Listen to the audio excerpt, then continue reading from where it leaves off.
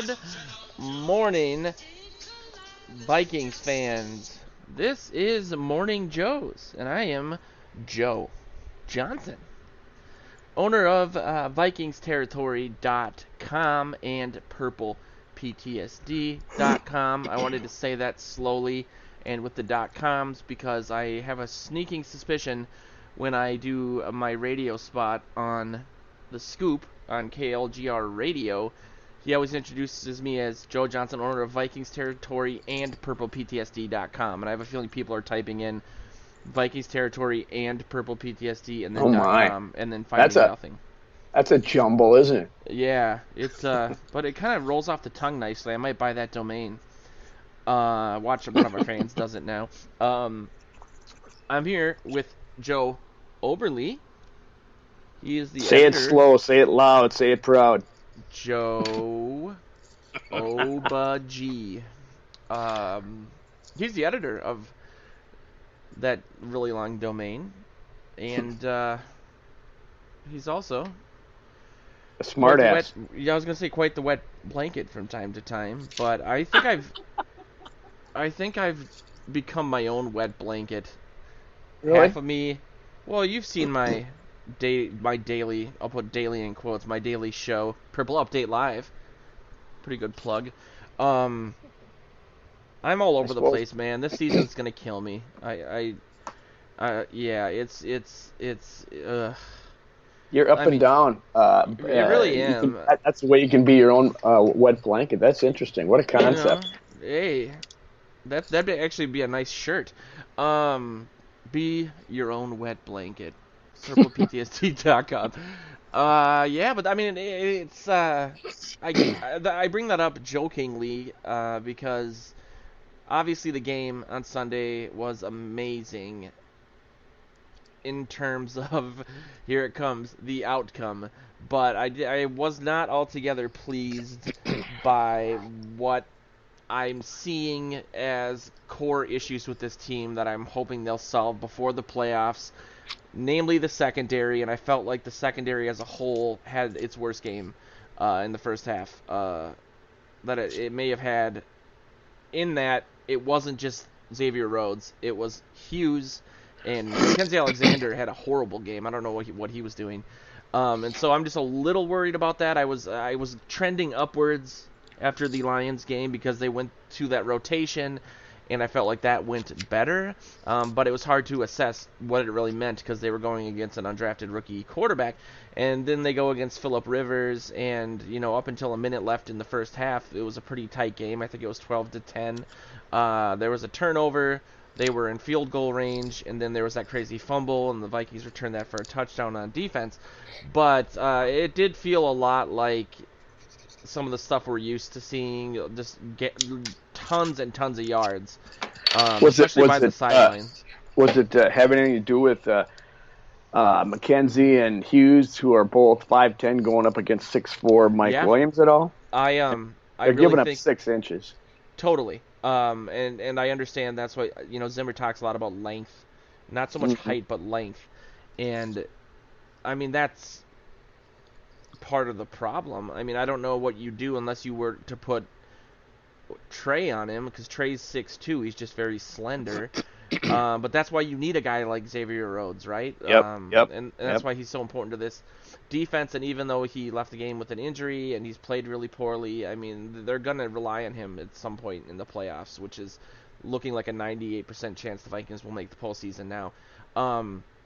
So, I felt a few different ways about that game. It obviously wasn't some sort of sustainable win. It's almost kind of similar in the same vein as the Lions game because, like I said, you're going against that undrafted rookie quarterback. And in this game, you had 7 turnovers. That's insane. That just doesn't happen. And so it was kind of hard to glean anything from it. But I just wanted your take on it, I guess. Oh, well, I think that had a lot to do with the first half. I don't know what happened in the second half. The Chargers went in the locker room and said, "Hey, let's start packing for the off season." But yeah, I mean, quite a momentum shift with the scoop and score. I had before you got on the chat, I had said, "Boy, I don't Mike Hughes is going to have some issues today with Mike Williams because Yeah. I mean, you watch him and he's in position, but maybe he's not doing what he needs to do exactly when he is out vertical like he was, to coin a phrase. Um, I wrote after in my game wrap that Zimmer likes long cornerbacks. He said it forever and ever. Said he'd never draft a short one again.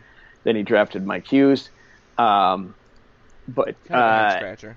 Yeah, it is a little bit, and I will lay off a little bit on his experience level. I mean, he's only 20 games in. He missed a lot of the season last year because of injury, and it takes a while for the corners to totally figure out Zimmer's off or defense. You know, look at Trey Waynes. He's gonna get himself a nice contract from somebody in the offseason if it's not the Vikings. It's got to be the Vikings. Yeah, and the reason being is, I mean, it took him a while. He had skills. He had all the skills to play the position, but he had to learn Zimmer's defense, and he's come along and become not our shutdown corner, but he's been the anchor back there as far since Xavier Rhodes. It took Rhodes a while too, if I remember correctly. Absolutely. And he kind of had a twofer. It took him a while, and under Leslie Frazier, and then Zimmer came in. Joe, what do you call me? Oh, I'm sorry. Go ahead. I'll say this in a bit. Okay, I was just gonna say I did see some of what people used to rip Trey for, and on a few of those completions, it looked like Hughes was playing really far off the ball at the line of scrimmage. Right. And I never understood why people, back when that was a thing with Trey Waynes being 10 yards back, everyone being like, what a wuss, or like, why is he playing so far back? And it's like, that's not his decision. He can't just go out there and decide where he's lining up on these. Do you think Zimmer would let these guys, as a rookie, go out there and dictate where they are on the field? No, he'd scream at him from the sidelines and say, "Get up on him!" He'd throw his good eye at them. And I think that Zimmer does that because he wants to keep the game in front of these young guys. He doesn't want them to get beat down the field, obviously, but with everything in front of them, it's just a lot easier. But that means that they're going to give up some yardage in the process. Then you throw in the combination of Williams being so much taller than him, especially in the red zone, and that's an issue. Beyond that, I mean, I agree with you on Hughes. So what does that make me now? It's going to take a while. If I take your wet blanketness and turn it into a sunny day, what does that make me? I'm not a wet blanket. I'm drying out your wet blanket. I was going to say, you're like a Maytag dryer. Product placement. Maybe we'll get a free Maytag. Do they make Maytags anymore? How old am I? We can go down to Montgomery Ward and find one. So no, I'm not like mad about Hughes. I'm a little worried about it. Though. You're right, though. It's a concern. The whole secondary, is a concern in general. I mean, I don't give the same excuse to Mackenzie Alexander, though. No, he's gotten Zimmer's praise for having finally figured it out and giving up, personal wannabe to the team concept back there, and that's how he's improved. I mean, Zimmer's had not been bashful at all about saying that, and I just think it you have to. I don't know how much. I don't have the numbers on who covered what when how many times, but I'm sure that's part of the issue, or I don't know. Is it if it is worse than that? They got issues. I know that Zimmer's trying to get in, and he talked about this yesterday in his press conference that he's trying to get more reps for Chris Boyd and Holton Hill and trying to get them because he might be seeing what you're seeing, Joe, and seeing that, man, I need some different guys out here, a better rotation with these guys because we're having some issues, and hopefully those two guys, Boyd and Holton Hill, are not up to speed completely yet. They're good players, and Zimmer wants them back there, but he doesn't like to play anybody until they're ready to buy into his concepts and be able to do the job. So he may be trying to get them up going for the playoffs. That's for sure. Yeah, and I mean with Alexander, we can at least rest a little bit more assured with Curse coming back from when he comes back from injury. He didn't play on Sunday, obviously. Yeah, do we know why? I forget. Let me look. I thought it was. I mean,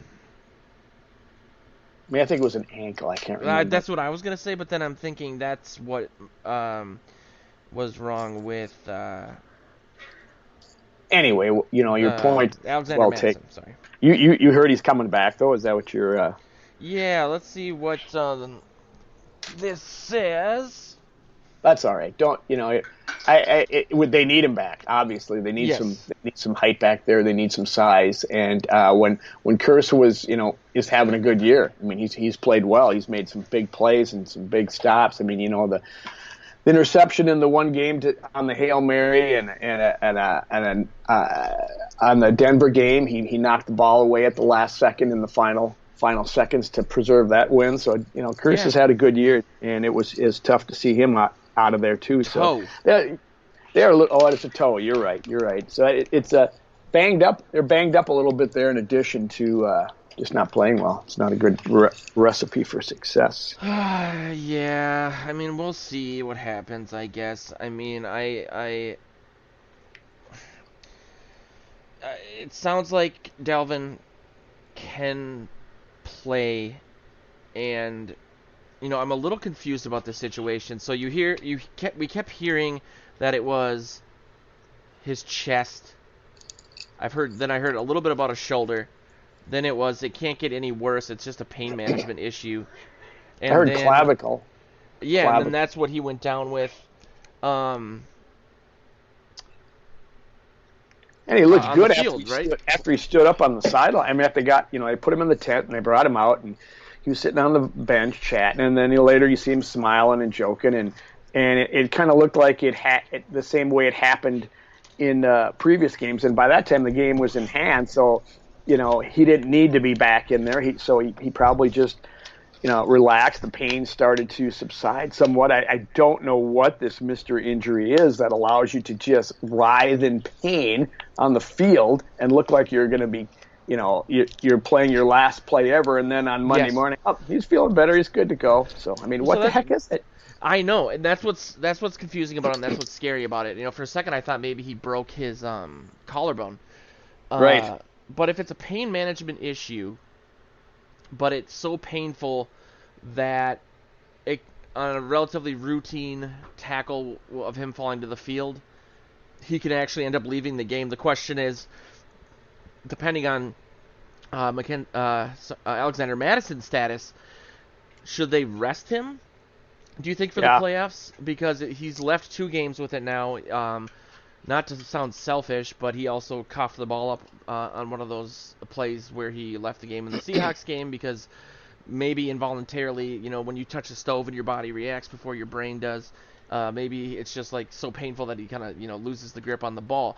Right. They need him at full speed for the playoffs, and this is what I feared all season. I'm wondering if they should rest him. Just to take a stab at that. First, I'd say that I wouldn't call it a absolutely routine or a relatively routine tackle, because he came down on his elbow really hard, which just jarred that shoulder and probably that clavicle and everything. I mean, if he was coming down on his shoulder, if in a different kind of tackle, I think he'd have been fine. And you see that throughout the games that he has hung in there. But that one, I watched the tackle specifically. I go, oh man, he came down on his elbow. Yeah, you're right. I should have said it seems like there's a high probability of it flaring up again based on the myriad of the types of hits that he takes during the game. That's right. And I would agree with you. I thought when after the game, I thought they would rest him, because of the way Boone played. But, you got to look at the depth, because not only have left is Boone and Abdullah if Mackenzie Alexander or Alexander Madison can't come back. So, I'm thinking maybe now, and hearing the way they're talking at the Vikings, is that they may dress him and start maybe Boone or start Madison if he's back, and just keep Cook in there for depth, or if they need a spark, or I agree with you. Just psych out the other team as well. Yeah, I would exactly. So they have to prepare for him, and I would save him for get that playoff spot clinched, and then kind of rest him up and make sure he's ready to go. Don't unless you can absolutely win the division, you wouldn't even play him against the Bears. The Vikings, if they win this week, they're in. So you want your best team out there, but boy, you got to look ahead to it. Tough question to answer for the training. It really is. I mean, I think luckily the Vikings play the last game of the weekend this weekend on Monday night, and so they'll know if the Rams lose, they're in. Yeah, and they might. That having been said, though, they aren't a lock for the 6th seed. They can actually grab the 5th seed, and I want to read the article from Sports Illustrated that explains how that works. You're gonna read it to us, or? Yeah. No, sorry. I'm just so I should just do it this way. No, I thought I would do just listen to me read. Who are you, Rachel Maddow, for crying out loud? So the 49ers would have to lose specifically to the Seahawks for the Vikings and the 49ers to flip 5th and 6th spot. Lose to the Seahawks, okay. They have to lose to the Seahawks. If they, being the 49ers, lost to the Rams on Saturday but then beat Seattle, they'd be tied with the Vikings in common games but would keep the 5th seed based on strength of victory. This is the important part. The 5th seed would mean a trip to play either the Cowboys or the Eagles. Yeah, that'd be nice. Versus playing the Packers or the Saints. While I wouldn't mind playing the Packers, I do not want to play the Saints that early. In New Orleans. Exactly. I mean, it would be great to go down there and beat them. Alvin Kamara's not playing very good. That's great. Yeah, you lucked out because of that. I know. Anyway, moving on. I'm pretty sure I'm going to get impeached for all that went down. But yeah, I mean, it's going to be having the 5th seed would be incredibly important. So we'll see what happens this weekend. But I mean, there seems to be in regards to the Packers, which we'll get into the kind of our thoughts on the score and the predictions and keys in a minute.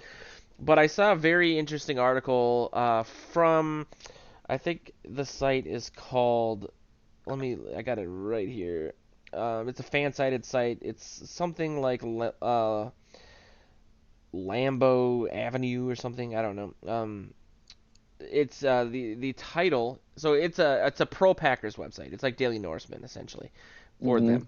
Is Packers. Aaron Rodgers is the problem in Green Bay. And the little teaser at the top says, despite an 11-3 record, the Green Bay Packers clearly have glaring deficiencies that could hold them back in the playoffs. Aaron Rodgers is the biggest culprit. And essentially he's talking about, while they don't have, the best wide receiver core or even offensive line at times, the main issue has been Aaron Rodgers. And he essentially said, it's strange because when the Vikings faced the Packers week 2, the Packers had faced the Bears week 1, and Rodgers played awful. And a lot of people thought, well, that's because he didn't take any snaps during the preseason, and it's like the first major offensive overhaul of his entire career.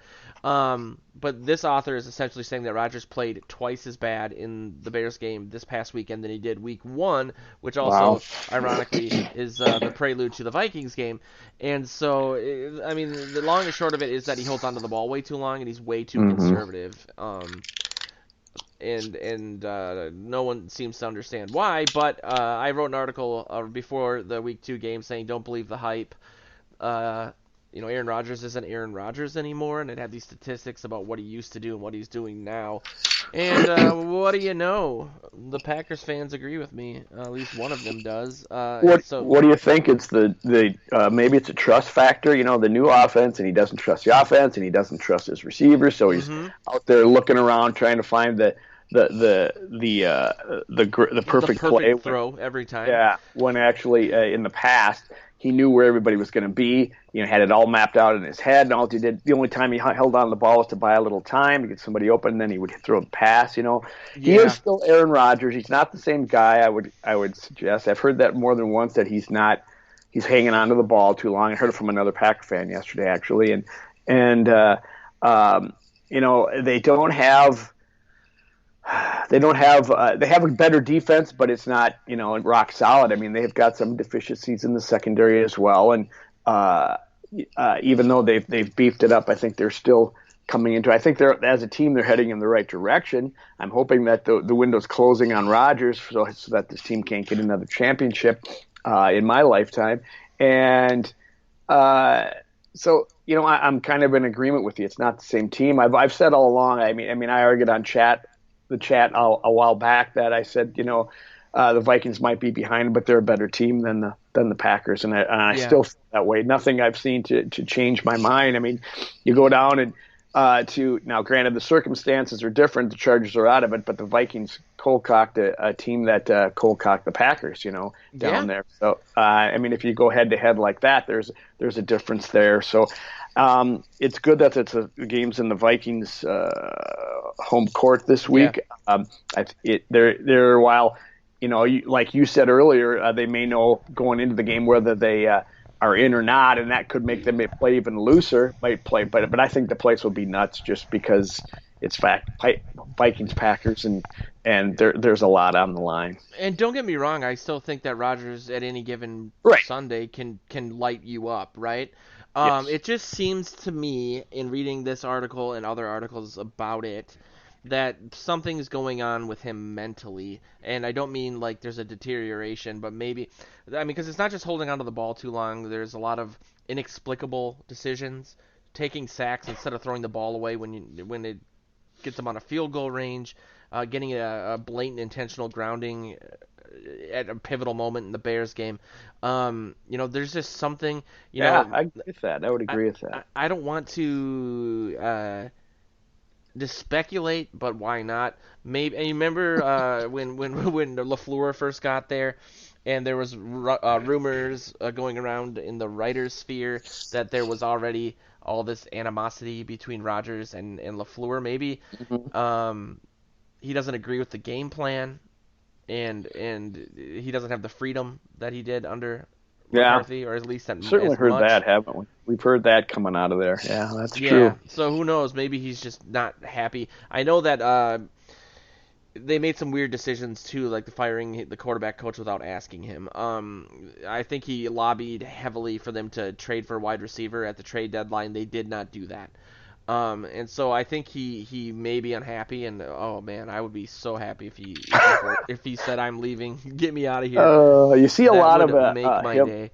Yeah, so disgruntled Rodgers on the sidelines when stuff doesn't happen. I was in and out of that game last week because it was ending as the Vikings were starting, and you'd see him not convert on a third down. He'd go over on the sideline. So I'm putting on his hat and crabbing at somebody and pointing at somebody. And I'm not a lip reader, but he was blaming somebody else rather than number 12. So I maybe all these things have an effect. I mean, he does have an ego. He has had one there. I mean, he was always disgruntled by being taken when he was taken. Chip on his shoulder. Yeah. Yep, it started at that point, and it's never subsided. I don't think.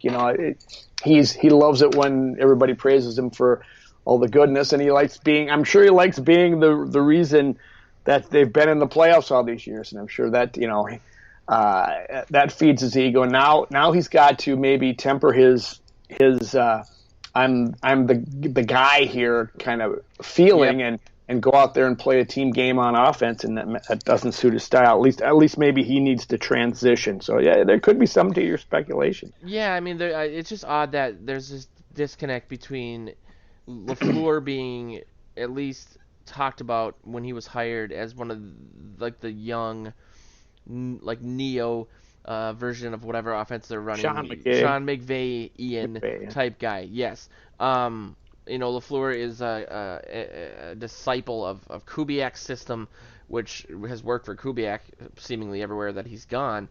And the Packers are 7 teams behind the 1-13 Bengals in regards to their passing offense. They're 22nd in the Wow. league, and the Bengals are 15th. And so, I mean, that's just kind of a cherry picked thing. But you would expect better from a team that's got Devontae Adams and Aaron Rodgers. Maybe he just misses Jordy Nelson. Who knows? Um, I had a weird thought a couple weeks ago. Really? I know it's the That's never first time that's happened. ever happened to me. And I want your take on it. I didn't put it in the agenda, not purposefully, but I think it's better to get your natural reaction anyway. Um, I was thinking the Vikings need to bring back Cheryl's because Well, you did put that in the agenda. I saw did I? that. Oh, Yes. damn it. Let's pretend I didn't for entertainment purposes. What? Yes. You're Um, previewing an article, aren't you? yes. Oh yeah, you're right. I did put that as an article preview along with my anti-Rogers part two. Um, I haven't been enamored with Hughes returning punts. He's been fine, but he doesn't pick up nearly the same amount of yardage that Cheryl's did, and he's young and he's still learning, so on and so forth. But getting that additional boost from the special teams from the punt unit could be really important in the playoffs in regards to field position and so on and so forth. It just always felt like that Cheryl's would turn nothing into like 10 yards, and Yes.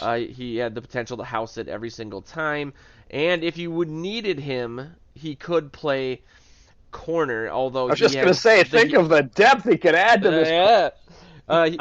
I've always liked him because he's from the U of M, and he's a tiny guy, but he always was in perfect position. He was just like Hughes, but divided Hughes by two. So he just couldn't get his hand up, but he can always fill in if needed. But the main crux of it is, man, it would be nice to have that boost from I would say the it special only teams unit. for one reason is it would take some pressure off Hughes, who's obviously getting more and more run at the cornerback position, and it's something he wouldn't have to worry about. I don't know what happened there, Joe, where they brought Cheryl's back, Yes, and then what was it, 2 weeks or just 1 week they let him go, yes. and I thought they might bring him back, and they never did.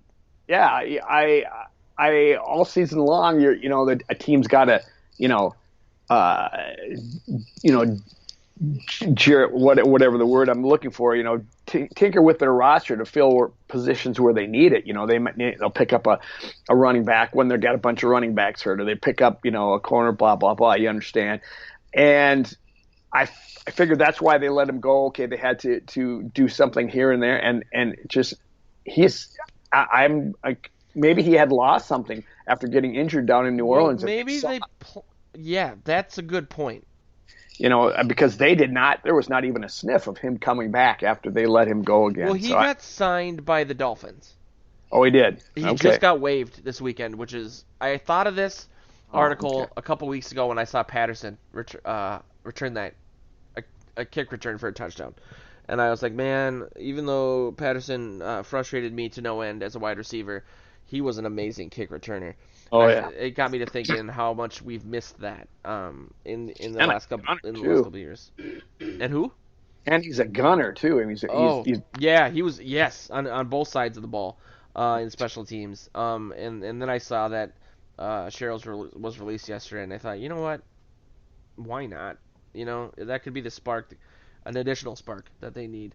and and since he's from the Big Ten, he could probably be a quarterback and play in case backup quarterback. So, just kidding. If people haven't listened to the show, this is the first time they've heard this show. I think they're gonna think that we're the same person. Just there's like a voice thing, because we're both saying the same things at the same time. We are on the same wavelength today, my friend. What'd you think of Boone's Big Day? I'm sarcastic and yours is for real. Yeah, yours is for effect. Mine is evidence for a 72-hour psychiatric hold. Yeah, Boone's Big Day. That was good for a guy that I saw an article where he was referred to as a preseason Hall of Famer, which is very true. It was great to see him, come out and run hard and get those two scores. that surprised me a little bit because I'm not told, as I wrote post game was that, granted the game was relatively in hand at that point, and I think the Chargers had given up in their front line, but boy, he was just gashing them. Not too much just the touchdowns themselves, but I mean they gave up little resistance to him, but he ran hard, he ran strong, and he ran better than Cook did that day. Now maybe that's because Cook's trying to protect his shoulder. I don't know, but it changed dramatically when he came in there, and it gives me hope that they can pick up the running game. It can still be a threat without Cook if he can't go. Boone can catch passes. I don't think as good as the other two guys above him, but he can still do that, and he runs really hard. I had said earlier in the week that the depth at this position is one of the greatest on the teams. It's as good as I can remember since Dave Osborne and Bill Brown, for crying out loud. And unfortunately, I can remember that. And Darren Nelson. But so unfortunately, now they got the top two guys hurting. So it's good that they have that depth. Anyway, I was impressed. I was somewhat relieved. I temper it with what was going on because the Chargers had mailed it in the second half, and but the Packers have. I can't remember if they're good or bad against the run. I guess I could look it up here. I've got it written down, but. That gives me hope that they won't miss a step come Monday night if Boone has to start, because you got Thielen back, and the passing threat is huge out there for the Vikings again now, and so I think they'll be all right on offense. But so I was pleased. Me too, and I have a feeling that there is no way in hell that he clears waivers. Should they put him back down there? Maybe it's a little too late in the season for people to make that move, but I doubt it. Let me see here where Green Bay is. Oh, they're 24th against the run. Yeah. So that gives me hope, Yes. And it was fun or interesting to see, and the game was so wonky in the second half that again it was hard to derive a lot from it. Mm-hmm. But I was really intrigued pregame because I wanted to see what Stefanski and Kubiak were going to do now that they got arguably their best weapon back on offense in Thielen. We saw, I think, in the first half some of the Kubiak influence with, especially in the red zone, there was that throw to Kyle Rudolph that I think was flagged. Just like a corner route, and then like one or two plays later, it was a throw to the similar spout to the flag, but Irv Smith Jr. Stayed in bounds with his butt and scored a touchdown. Which you were calling for in your pregame show. What, butt touchdowns? I'm more Irv Smiths. You were calling for some more cowbell. I have a fever, and the only prescription. Yeah, I did want to see that. Thanks for watching the show. That explains the one viewer. That's me. Yay! Yeah. I mean, it was in general. Again, I think that I don't want to sound really stupid when I say this, but it was almost a blessing in disguise, or at least let's say it this way: the silver lining of Adam Thielen's injury was that it forced this team to diversify its offensive attack, right? You saw more from the wide receiver depth that we may have not seen otherwise. Treadwell was, for Christ's sake, getting elite grades on PFF. BC Johnson. You saw, I think, more Kubiak influence with the tight ends. And so now that he's coming back and seemingly at full strength, it's going to give them that confidence in regards to play calling to do whatever the hell they want. That's not a bad take, Joe. No. Yes. That's exactly what we've seen, and I would add further to it that it gave Diggs a chance to reestablish himself as who he is and settle down his hurt feelings from earlier in the season, whatever the hell they were. We haven't heard word one since, and he's been phenomenal. I mean, I think you forget with Thielen there just how dynamic a player Diggs is. Yeah. And he has really shown it. I mean, given the more he's made his share of drops down through the season this year that we've all harped on because he was complaining about other people, but he has made incredible catches. In one highlight, I mean, he was top 10, number 2 on ESPN with that sideline one-handed catch that he tiptoed out of bounds. But Yeah.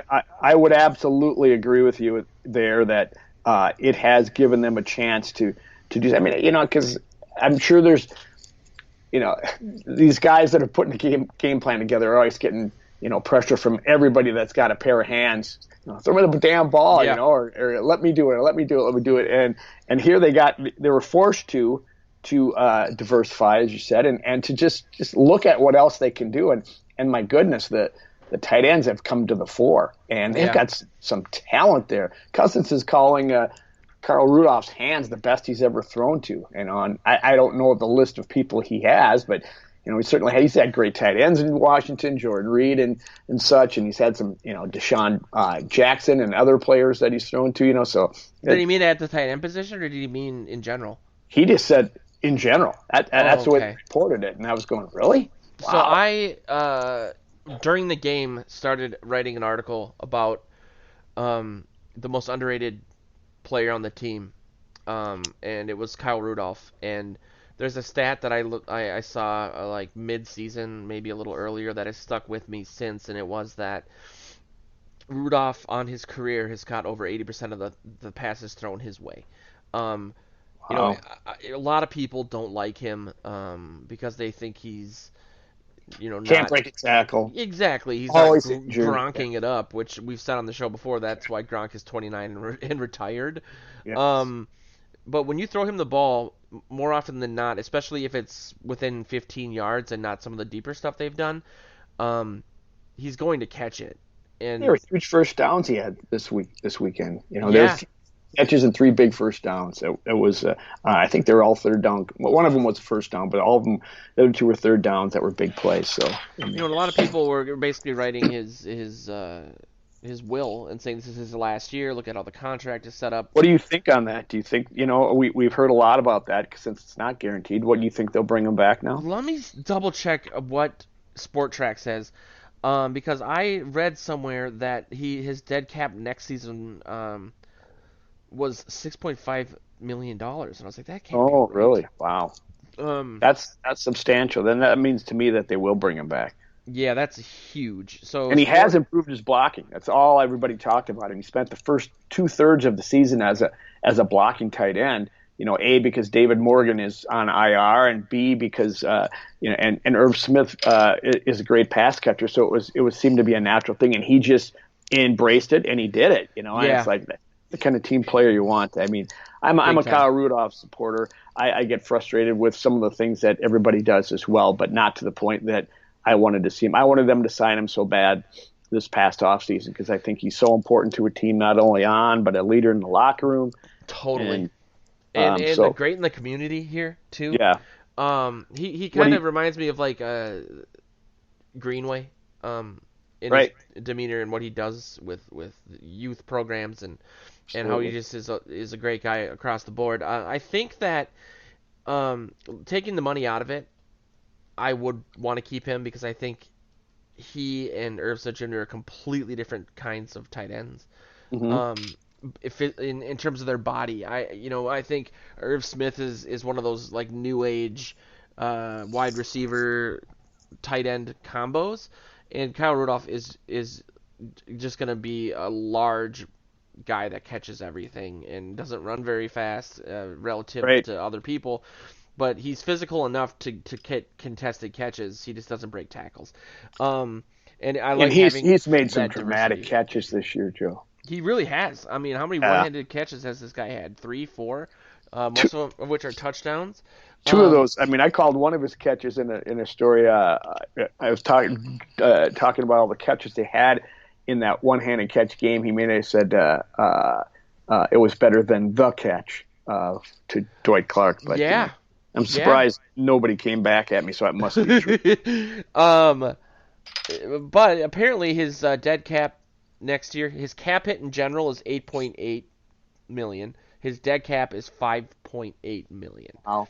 And then 4.3 the season after, 2.9, and then 1.4. So I think some of the information we got about his contract earlier this year after all the drama was incorrect because a lot of people uh, were under the impression that there was no dead cap space. Right, completely unguaranteed. Yeah, so he'll be back, and I think that's a good thing. Definitely.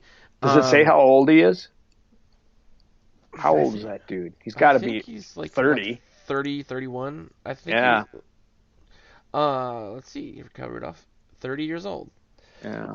Um, real Anyway, quick, and we'll talk about the Packers, but the NFL is doing this top 10 or top 100 players of all time, and they announced the top 10 early. And they're going to do a big thing, I think, on Friday for the rest of them. One wide receiver made the early list, and it wasn't who a lot of people think it was. It was Randy Moss, and I could not be happier about that.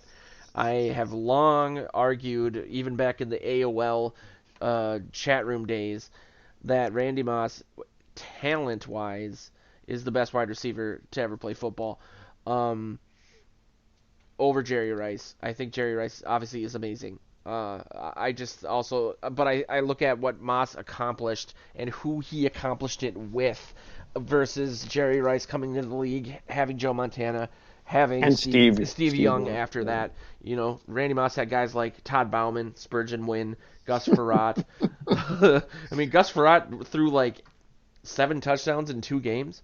Um, most of which went to Moss, and so yeah, he's just they called him the freak, and it's nice to see him get this recognition and kind of rebrand himself as kind of a laid back funny guy on Fox Sports because obviously he didn't have the best reputation as a player. But then again, Michael Vick is hosting the pregame show, and he murdered a bunch of dogs. So nothing surprises me at this point. But good for Randy Moss, and it's cool for the team. I wouldn't want to get into a argument about who's better. I think the way you just phrased it as being the most physically gifted or whatever you said guy to play the position, I totally agree. Everybody knows about Jerry Rice's work ethic. I think the biggest difference is the guys who are throwing the ball, like you said, Jerry Rice versus what Moss had, and B the championships. So Yeah.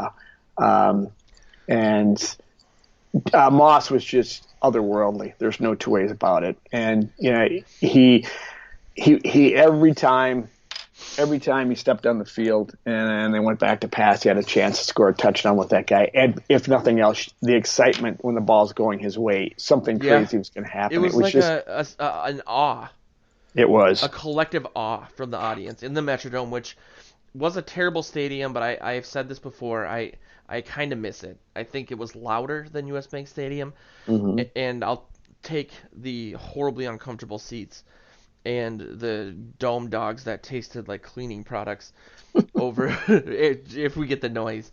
But yeah, good for Moss again. Yeah, I think that I will say this about watching Moss: we got spoiled. I mean, it became Big you time. expected it, and I mean what he was doing when you look at it objectively, years later, it was incredible. At the time, Revolutionizing the game. you just expected it. Vikings are playing okay. When's Moss getting the ball? Okay, the Vikings Yep. are offense. Where's Moss? I mean, it was like that, and we got spoiled to expect it week in week out, and it didn't matter how many guys they put on him. They couldn't cover the guy. It was amazing. And I don't think, and I'm working on an article for this as well. I have like 20 in the hopper, but I don't think people realize that he may have very well saved the Vikings as a team in Minnesota. Yeah. I think had he not come along, and rejuvenated the fan base and started getting all those sellouts, and there was no threats of blackouts on TV anymore. If people are old enough to remember that nonsense. There's no doubt in my mind that Red McCombs wanted to move the team either to Los Angeles or to San Antonio. Oh yeah, make a buck. Yeah, and I think part of him trading Moss before he sold the team to the Wilfs and their partners was a middle finger to Moss himself for a couple reasons. Maybe to save, I don't know, save some sort of money that he had to spend. but also probably because he resented Moss for not letting him move the team where he wanted to. Well, yeah, maybe there's something there. I think, how do you be ticked off at a guy who saved your franchise and increased the value of it to all those years that Moss did that single-handedly, and Yeah, he that owned the shows team you. for less than a decade, and he made a gigantic killing on the sale. Yeah, that shows you where McCombs was. God, it was the worst ownership in the history of certainly this town and sports ownership, and Thank a you. lot more. He's the worst. Hated him. I'll tell you a quick story. Probably. Yeah, but see, I hate that. I hate that phrase. My dad does too. Now I know how to get to you. That's good. Seriously, next time you run into my dad, go up to him and say that, and he will be like, "Ick." I was in college, and my best friend at the time, his parents or his dad was part of the family that owned Warner Stallion. And so my friend's name was Jeff Warner. And he would get amazing seats to things because his dad was the VP of marketing, and they would, you buy advertising, people give you free stuff. Yep. So we were like in the third row behind the end zone for a Titans game. I remember I used to get bronchitis every year around fall due to my premature birth status, and it was just a bad combination of factors. I was very crabby, I was very hungover, and all of a sudden I see Red McCombs walking behind the field goal, the pylon, not the pylons, the field goal uprights. The goalpost. Thank you. And all these people were like almost trampling over one another to climb down to shake his hand, and he was doing what you just said. He kept repeating that. And I had started drinking to, hair of the dog. And I remember just yelling, "Why are you shaking his hand? He's like the worst owner we've ever had." I mean, this was right after he got busted for trying to put signing bonuses as part of the salary cap because he was so far under the cap that he got fined for not meeting the bare minimum. He's a beauty. Oh, he sucked. Anyway, the Vikings play the Packers Monday night. Like we said, it may not matter if they win in terms of solidifying a playoff spot, but if the Rams do win on Sunday and then the Vikings win Monday night, they will have done that, and then maybe they can hope that the Lions beat the Packers. But this team is a conundrum. We've kind of talked about it back and forth here, but they seem to play to the level of their opponent. Good. No, that's not good because the Packers suck. Well, I mean the Packers. Oh, okay. So like beating Washington at home by 5 is a good example of that. Only putting up 11 points against the Chargers, who are equally up and down. But then beating teams like I think they beat the Chiefs. They beat Dallas in Dallas. Yeah, they beat the Chiefs in Kansas City. So they do have a couple impressive wins, but I'm just not entirely sold on what they're doing. So I guess we'll see what happens. But I've said for a long time that I think this is going to be a double-digit win for the Vikings, and I'm going to stick to that. I think that the home. I think you did some analysis in regards to how. Yeah, I know you're twitching over there because you haven't mentioned his name yet today. So I'm going to give you. I was carving it into my arm. Don't worry. I'm going to give you your cousin's fix. I think it will come down to him again. And to be honest, he has played well in the games he's as a Viking against the Packers. I went through and looked at the numbers, and I could give them to you one by one. But generally he has played well. He had one where there was the most recent one of 52.9 passer rating. He had the one, in the loss in there, and he had 2 interceptions, which were one of them was a killer, which I still do hold over his head, and I will until they beat him on Monday night. But here's his averages against the Packers in those 3 games: 26 of 39, 332 yards, 2.7 touchdowns, 1 interception, and an average rating of 100.4. So those are pretty decent numbers. However, the big metric is he's 1-1-1 against them, and that's I'll blame the tie on Daniel Carlson, but I blame the loss on Cousins because that pass to the end zone on first and goal at the 8, inexplicable for an 8-year veteran. I still can't figure out how he did it. He's played lights out, the rest of the season. He's top 5 quarterback from, about the quarter pole on. And so I have nothing, I do not hate Cousins. In fact, I think he's a very good quarterback. He's great for this team right now, and he's playing well. You and I have forever talked about the deficiencies he has when, he gets a little jittery in the pocket. Yep. However, get him outside the pocket. He looks more as much Rodgers as Rodgers at times. But I still hold that loss over his head because he had that game in hand. He had it won, and he made a huge mistake. It happens. Yes. Go ahead. And that game was, even though I announced my bandwagon jumping off after the Bears game, it was more the Packers game that I was upset about because I think he had like 43% completions. 35 of 48. No, I'm sorry, that's the wrong one. He was 14 of 32 for 230 yards that game. Yeah, that, like you said, that interception, it's first down. He's rolling out. He knows there's nobody near him. He should know that, at how the play progressed, that his option that he was throwing to had already run his route and was just going to be relatively stationary with 2 or 3 guys with him. Yep, double coverage, yep. It was just a panic move, and that's what scared me. Was, okay, now he wasn't under pressure. He just rolled out. I mean, the pocket did collapse, but he had plenty of time. He didn't need... He could have still, obviously had 2 or 3 other downs to go. It was a bad decision and a bad throw off his back foot. There were so many things wrong with it. And it's funny now when you watch him now in an opportunity. He's throwing the ball in so many places. In fact, he said this the other day that he tries to throw it where his guy is the only person that can make a play on it, which is great. Or he's throwing it into the 15th row, which is to see. So he's got it. But, boy, that's the difference right now. If Vikings had won that game, they're sitting in the driver's seat. They're looking at they're just in the power position to get a home field advantage and for a couple rounds anyway, So exactly, and that's what's so infuriating. We talked about this after the Packers game and after the Bears game on this show, saying, last year the Vikings were winning in. Had they actually beat the Packers and not tied them, it would be a different situation. Now, last year, they would have been obliterated in the playoffs anyway. It wouldn't have mattered. They weren't playing well. The offense was stagnant, so on and so forth. I feel like this season, this game, I think, could be, for Cousins, the game he needs to really win over some more Vikings fans to his side, to go against the team that was the worst game of his season, maybe the worst game of his career, maybe the Buffalo game as a Viking.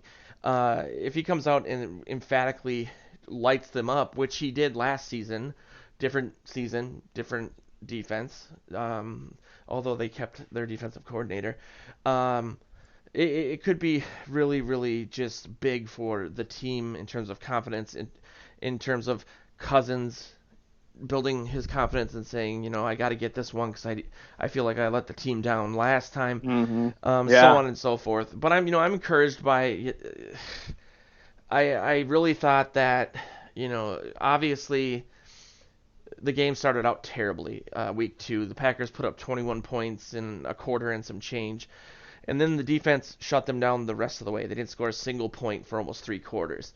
I was thinking, well, when we face them later in the season, they're going to have more time to have acclimated to this system. I mean, even the GM for the Packers was asked about his thoughts on the offense, and he said, talk to me week 8 or week 9, then I'll know what we're dealing with.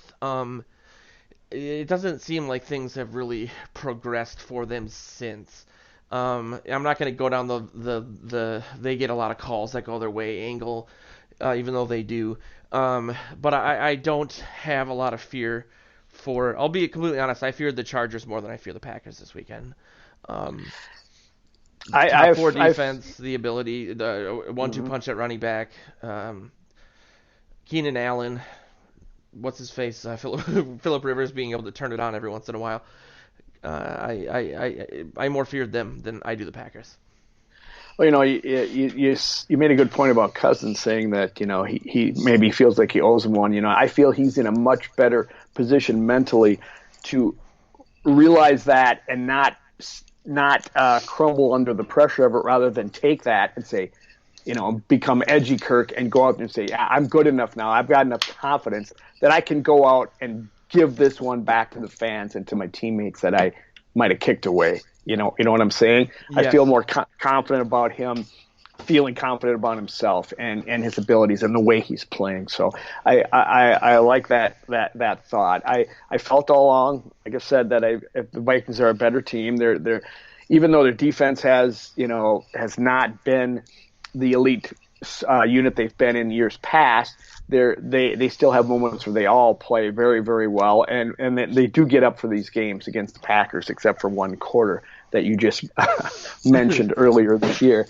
And they will be on Monday night. They will be up for this game, knowing what's on the line. And the offense has just been great and getting better with a Thielen who survived that game on Sunday, at least the limited action that he did without further injury. I don't even care if we're going to be missing Cook, because I think the Vikings will, put together a running game that will suffice and maybe make Cook in the back, a backup. I'm sure they won't. If he dresses, I'm sure they'll play him, but I'm not sure I want him to. Anyway, I think they're a better team.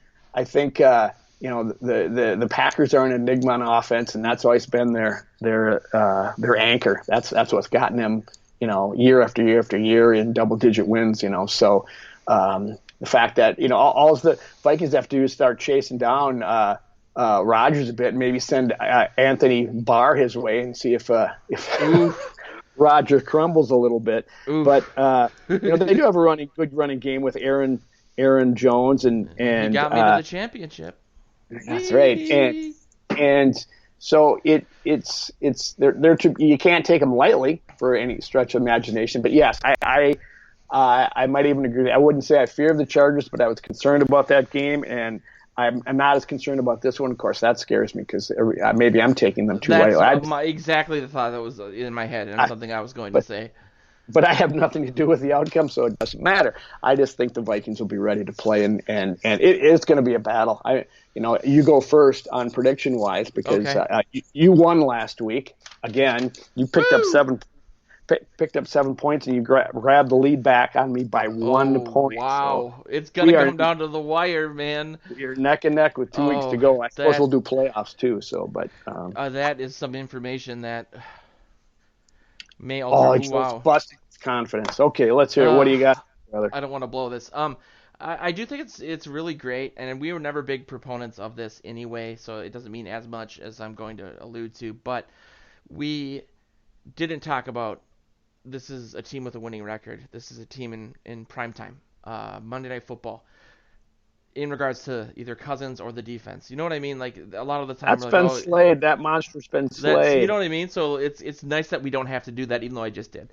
Yes, you did. That having been said, I've said all season, since week 2 anyway, that the Vikings were going to handle the Packers at home for week 16, and I'm going to stand by that. I think that, outside of a disastrous third quarter that wasn't dissimilar to how the Chargers' second half went against the Seahawks, the Vikings could be in a very different position right now. But we learned from that game that they can play with the best teams in the NFC, and the Packers are not one of the best teams in the NFC, in my opinion. And so I think that, combined with the momentum we've been talking about, everything we've talked about, the home crowd, Cousins wanting to redeem himself, I'm going to go with the Vikings covering the Packers 41-23. I'm going for it, man. You are. And it scares me a little bit that where I have fallen short all year long has been not having the confidence in this Vikings offense. And it just dawns on me now why you haven't been picking the big scores is because of Kirk Cousins and your fealty. And I don't do it every week like I used to. I wait and I do a lot of like 28 to 24 kind of average scores, but yeah, I just really feel like this is going to be a huge win. Well, then I need to go a little higher. I was originally Woo! thinking 27-23, so I'll stick with my 23, and that one will be a wash. But boy,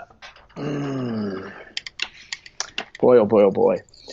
Uh, nope, I got to go with what I picked. I'm not going to do that. I'm not going to play that game. Oh, no Price is I'll Writing going on. no, no, no. Even though I'm down by a point, and this will be a big swing. That's a 14-point difference between us, and Oof.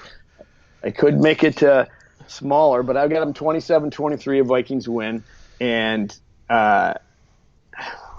who knows? I mean, it's Monday night.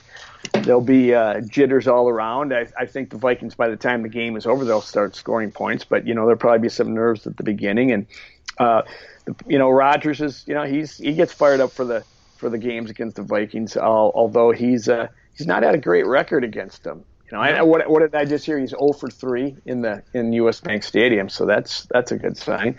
Hopefully that trend continues, but it'll be a battle. Yep, it's going to come down to the wire. So there you go, 27-20 Vikes.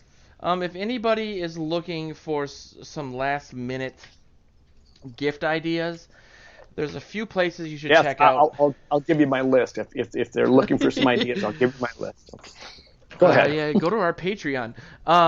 You can check out our shirt store. We have some really cool like Tecmo Bowl shirts, Minnesota/Minneapolis Miracle shirts, so on and so forth. This will all be in the article for this episode. Total Sports Enterprises is the exclusive dealer of autographed memorabilia for the Vikings, the Wild, the Timberwolves, and the Twins. We have a 30% discount code, Purple PTSD, one word, and you get 30% off everything on their site. Just go to tseshopmn.com. And lastly, the best of the three is Manscaped. If you're looking to get your friend or significant other something to take care of their business, I guess, go to manscaped.com. A lot of male grooming products is the best way to put it. They actually have some really great stuff. It's a little funny to talk about, but it's a great company, and I'll have the discount code for that in the article as well. But yeah, this has been Morning Joe's. Dare I say the best episode we've ever done, in my opinion. Stay tuned. I may have some big news to announce on Monday or Tuesday, depending on how things work out. But keep an eye on our Periscope YouTube channel or Facebook channels, because I'm going to be hopefully doing a show then. So thanks everybody for tuning in. If you could subscribe to our YouTube channel or just share this with your friends by retweeting it, that would mean a lot to us. We've been plugging away at this for a couple of years, and I thought I'd be famous by now, so I took out a lot of loans. This this has been Morning Joe's for the 17th of December. Catch you guys next week. Skol.